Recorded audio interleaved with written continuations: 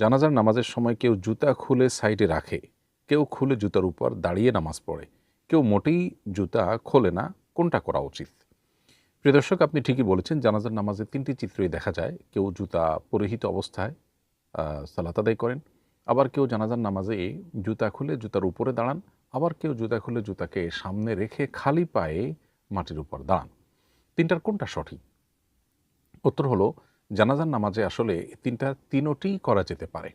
শুধু একটি বিষয় লক্ষণীয়, সেটি হলো যে জুতা কিংবা যে জায়গায় দাঁড়িয়ে নামাজ আদায় করছেন সেখানে কোনো নাপাক আছে কিনা।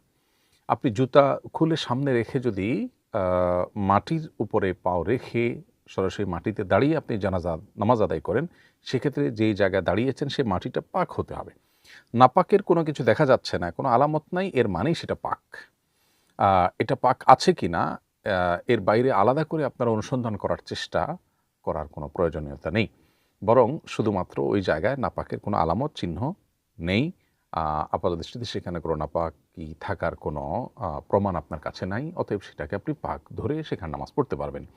আর যদি জুতা পরে নামাজ পড়েন তাহলে সেক্ষেত্রে জুতার তলা পাক থাকতে হবে। সাধারণত আজকাল আমরা যে পরিমাণ হাঁটাচলা করি জুতা নিয়ে, রাস্তাঘাটে যেখানে সেখানে নাপাক, মলমূত্র, রক্ত, যেগুলো নাপাক, এরকম জিনিসপত্র বা এরকম কিছু জুতার তলায় লেগে থাকার সম্ভাবনা খুবই ক্ষীণ। যদি কোথাও লাগে, ওই পরে এত বেশি হাঁটা হয় যে সেটা আসলে দূর হয়ে যায়, সেটা আসলে থাকে না। ফলে যদি জুতার তলায় কোনো নাপাক না থাকে তাহলে জুতা পরেই নামাজ পড়া যেতে পারে।